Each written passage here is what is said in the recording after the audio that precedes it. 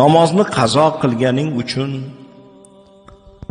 tahajjud namoziga tura olmayotganliging uchun, birovni diliga ozor berganing uchun, birovni haqqiga xiyonat qilganing uchun, dushanba, payshanba ro'zalarni tutolmayotganligi uchun qayg'urgin.